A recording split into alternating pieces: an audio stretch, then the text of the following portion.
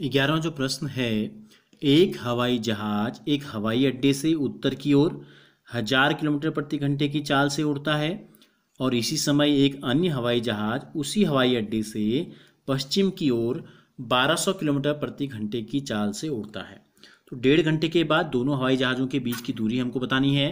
तो पहले तो हम ये तय कर लेते हैं कि 1.5 घंटे में दोनों हवाई जहाज़ों ने कितनी दूरी तय की अलग अलग दिशाओं में। ठीक है, तो क्या दिया है 1000 पहला, या हम इनके नाम ले लेते हैं, माना ए और बी, ठीक है, या पी और क्यू, कुछ नाम ले लेते हैं, या लिख लेते हैं पहला हवाई जहाज।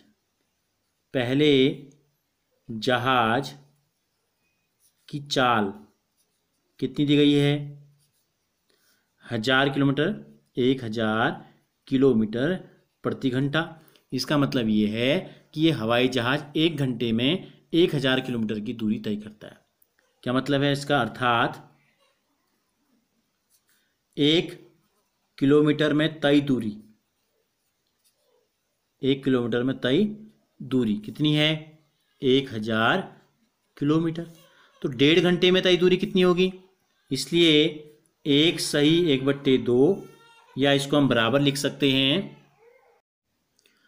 3/2, एकम 2, 2 में 1 जोड़ देंगे 3, 3/2 किलोमीटर। ठीक है, मैं तय दूरी कितनी हो जाएगी? 1 किलोमीटर में, नहीं क्या है, 1 घंटे में, ठीक है, सॉरी ये घंटा है, 1 घंटे में, 1 घंटे में तय दूरी 1000 किलोमीटर।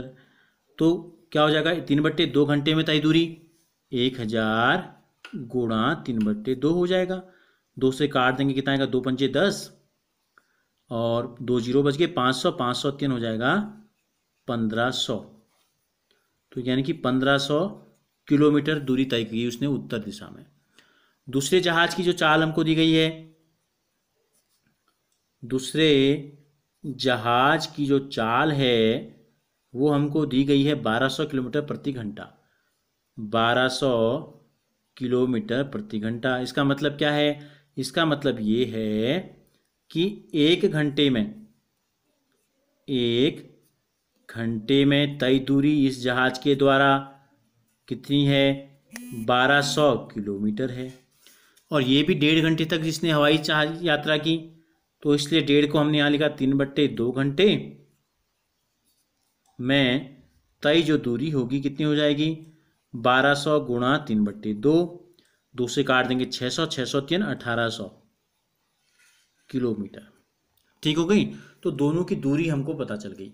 अब हम क्या करना है, अब हम क्या करते हैं कि देखो दिशाओं का ज्ञान आपको है, ये होता है आपका हमेशा दाएं हाथ की तरफ, यहाँ को लिखते हैं, ये होता है पूरब, ये होता है पश्चिम, ये होता है उत्तर और ये होता है दक्षिण। ठीक है, कागज में, कॉपी में, कभी भी आप कहीं पर भी दिशाओं का प्रयोग आपको करना हो तो दाएं हाथ की तरफ पूरब, ईस्ट, वेस्ट, नॉर्थ और साउथ होता है। तो हमने ले लिया एक जगह पर, हम हवाई अड्डा ले लेते हैं, माना आपका ये है हवाई अड्डा है यहाँ पर, और यहाँ से किस दिशा में चल रही है? उत्तर दिशा कहाँ को है? एन। देखो उत्तर की ओर 1000 किलोमीटर के हिसाब से कितना चला? वो 1500 किलोमीटर चला। ठीक है, उत्तर की ओर चला 1500 किलोमीटर। तो हम ऊपर की दिशा में हमने ले ली ये दूरी, माना हमने ले ली 1500 किलोमीटर। जहाज चला यहाँ से, माना ये हवाई अड्डा है, इसका नाम ए रख दिया हमने, तो ये पहुँच गया बी पर। कब? 1.5 घंटे में। और दूसरा जो हवाई जहाज है वो आपका चला 1800 किलोमीटर की दूरी उसने तय की, और इसकी जो दिशा है वो पश्चिम है। देखो वेस्ट, पश्चिम इस दिशा में चला यहाँ से, तो ये हो गई आपकी 1800 की दूरी। ठीक है, अब हमें बताना ये है कि इन दो की दूरी, ये सी पर पहुंच गया यहाँ से, ये ए से पश्चिम दिशा में चला सी पर पहुंचा, ये ए से उत्तर दिशा में चला बी पर पहुंचा। इन दोनों हवाई जहाज़ों के बीच की दूरी 1.5 घंटे में यहाँ पहुंच गया और 1.5 घंटे में यहाँ पहुंच गया, दोनों एक साथ यहाँ से चले थे। तो इनके बीच की जो दूरी है, दोनों के बीच की जो दूरी है, ये दूरी हमको बतानी है कि कितनी होगी, ये दूरी कितनी होगी, ये हमें बतानी है। ठीक है, तो क्या होता है? अब ये देखो इन चारों दिशाओं के बीच में जो कोण बनते हैं, क्रम से दो दिशाओं के बीच का कोण 90 अंश होता है, 90 अंश। तो ये क्या है? ऊपर को तो उत्तर और ये पश्चिम, बीच में कोण कितने का होगा? 90। तो क्या बन गया? ये एक बन गया एक समकोण त्रिभुज। क्या बन गया? एक समकोण त्रिभुज बन गया। तो समकोण त्रिभुज में पाइथागोरस प्रमेय आपने पढ़ा है, समकोण बनाने वाली दो भुजाओं का योगफल, सबसे बड़ी भुजा यानी कि समकोण के सामने कर्ण, यही हमको बताना है।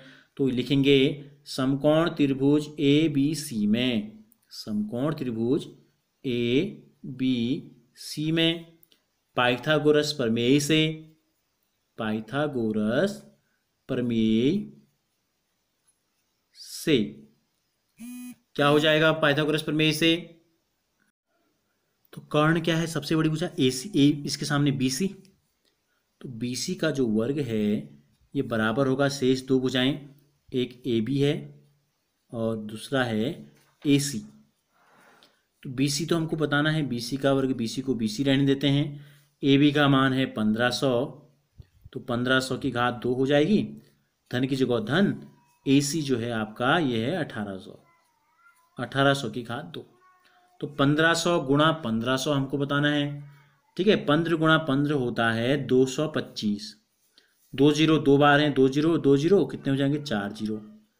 इसी प्रकार 18 गुणा 18 जो होता है ये होता है 324, और 2 जीरो और पहले के 2 जीरो दूसरे के, इन दोनों को क्या करेंगे? जोड़ देंगे। 4 जीरो दोनों के पीछे आए हैं तो 4 जीरो इस प्रकार से हमने लिख दिए।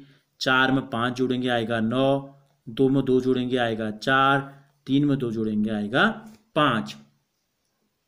तो ये जो है बी सी की घात 2 है, ठीक है। हमें बताना है क्या है? बी सी, एक जहाज सी पर पहुंच गया, एक जहाज बी पे पहुंच गया, दोनों के बीच की दूरी क्या है? बी सी है।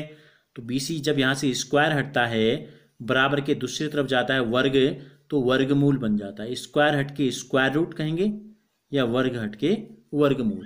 अब हमें क्या करना है? इसका वर्गमूल निकालना है, चाहे भाग विधि से निकालो चाहे गुणनखंड विधि से निकालो, ठीक है। तो हमें क्या करेंगे? गुणनखंड विधि से निकालेंगे तो गुणनखंड करेंगे, भाग विधि से निकालेंगे तो भाग देखिए आपको करना पड़ेगा, ठीक है। तो देखो पीछे तो क्या है? पीछे 2 जीरो यहाँ है, 2 जीरो यहाँ है, ठीक है। तो इन 2 जीरो को हम 100 गुणा 100 लिख सकते हैं। हमको यहाँ पर आपको अभाज्य गुणनखंड करने की कोई जरूरत नहीं है, यहाँ पर हमको क्या चाहिए? गुणनखंड चाहिए, ताकि 2 2 के जोड़े बन जाएं। तो लास्ट के जो 4 जीरो हैं उनको हम इस प्रकार से लिख सकते हैं, देखो 100 गुणा 100। अब बचा कितना? 549, 5 4 9 बच गया। तो हम करते हैं यहाँ पर, कोशिश करते हैं कि 5 4 9 के जितने संभव गुणनखंड हैं वो कर लिए जाएं। तो जोड़ के देखो, इकाई में 9 है तो 2 का भाग तो जाएगा नहीं। अंकों का योगफल देखो, 5 4 9 9 9 18, 3 का भाग जा रहा है 18 में, तो इसमें भी 3 का भाग जाएगा। 3 एकम 3, 2 बच गया, 2 और 4 24 हो गया, 3 अट्ठे 24 और 3 3 हो गया 9। फिर देखो 8 और 1 9, 9 और 3 12, फिर 12 में 3 का भाग जाता है तो इसमें भी 3 का भाग जाएगा। 3 6 18, 3 एकम 3। अब 61 आ गया, 61 में किसी का भाग जाता है? 6 और 1 7, 3 का भाग नहीं जाता। अन्य भी किसी संख्याओं का आपको पहाड़े आपको याद रहते हैं सामान्यतः 20 तक, तो ऐसी कोई भी संख्या नहीं है जिसके पहाड़े में एक क्या आता हो? 61 आता हो। तो हम इसको और सरल करके लिख देंगे, 100 गुणा 100 तो हमने ऐसे ही रहने दिया, और 5 4 9 549 के जो हमने गुणनखंड किए, 3 गुणा 3 और एक बार आ गया 61। देखो 100 का जोड़ा बन गया, 3 का भी जोड़ा बन गया। 100 का जोड़ा बन गया तो एक 100 बाहर आ गया, 3 के जोड़े बन गए तो एक 3 बाहर आ गया। 100 3 होता है 300, 100 3 कितना होता है? 300। तो BC का जो मान आ गया। अब लेकिन 61 तो ऐसे ही रह गया, 61 के तो जोड़े नहीं बने, तो 300 रूट 61 इतना ही रहेगा। किलोमीटर में है तो ये किलोमीटर में, तो यहाँ लिख देंगे हम नीचे से, अतः 3/2 घंटे बाद, यानी कि 1 से 1/2 घंटे बाद, दोनों जहाज़ों के बीच की जो दूरी है, दोनों जहाज़ों के बीच की जो दूरी है कितनी रह गई? ये हो गई 300 रूट 61 किलोमीटर। तो यही चीज़ हमसे जो है पूछी गई है।